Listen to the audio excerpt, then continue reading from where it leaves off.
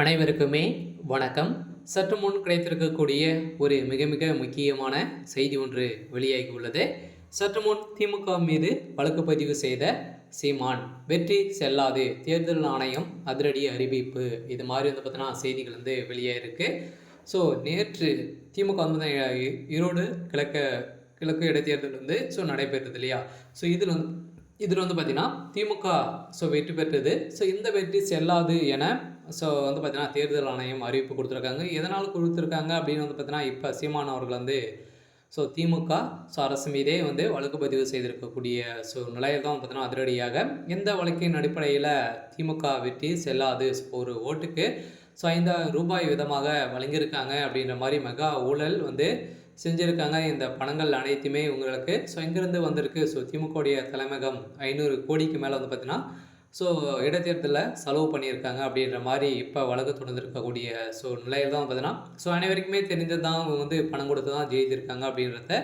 அதெல்லாம் பார்த்தீங்கன்னா இதன் மீது வந்து சீமான் அவர்கள் வந்து கைது செய்யப்பட்ட சீமான் அவர்கள் வந்து பார்த்திங்கன்னா வழக்கு பதிவு செய்திருந்த நிலையில் தான் இப்போ இந்த வெற்றி செல்லாது என அறிவிப்பு வெளியாகலாம் அப்படின்ற மாதிரி பரவலாகவே பேசப்பட்டு வருகிறது. இருந்தாலும் என்ன நடக்கப் போகுது அப்படின்றத தொடர்ந்த வீடியோவில் பார்க்கலாம். அதுக்கு முன்னாடி நம்ம சேனலுக்கு வந்து இப்போ தான் நீங்கள் முதல் முறையாக வந்திருக்கீங்க அப்படின்னா மறக்காமல் நம்மளுடைய சேனலை சப்ஸ்கிரைப் பண்ணி சப்போர்ட் பண்ணுங்கள். வாங்க வீடியோக்குள்ளே போகலாம். அதை பார்த்தீங்கன்னா இப்போ ஈரோட்டில் இடைத்தேர்தலும் நடைபெற்றதில் யூகேஎஸ் இளங்கோவன் அவர்கள் வந்து உடல்நலக்குறைவால் இறந்து விட்டார். இதன் அடிப்படையில் திமுகவுடைய வேட்பாளர் வந்து பார்த்திங்கன்னா வி சந்திரகுமார் அவர்கள் வந்து திமுகவுடைய வேட்பாளராக இருந்தார். அதே மாதிரி 2 கட்சிகள் தான் போட்டிட்டாங்க. இந்த இடத்துல நாம் தமிழர் கட்சியுடைய சீதாலட்சுமி இருவர் தான் வந்து போட்டிட்டாங்க. இதுக்கு தான் போட்டிட்டு தேர்தல் முடிந்து நேற்று வந்து பார்த்திங்கன்னா தேர்தல் எண்ணிக்கை வந்து வெளியிட்டிருந்தாங்க. இதில் வந்து பார்த்தீங்கன்னா திமுக வெற்றி பெற்றிருந்தது.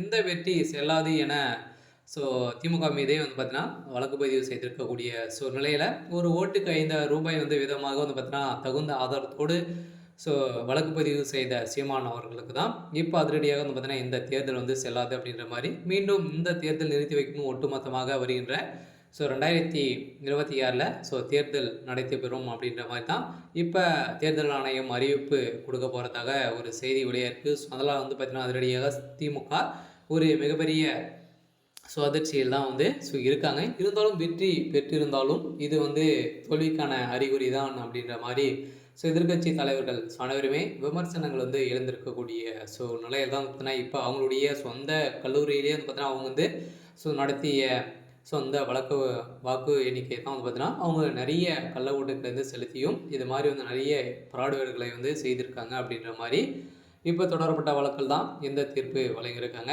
சரி, ஓகே. எனக்கான அப்டேட் வந்து பார்த்தீங்கன்னா இதுதான். மறக்காமல் நம்மளுடைய சேனலை சப்ஸ்கிரைப் பண்ணி சப்போர்ட் பண்ணுங்கள். தேங்க்யூ.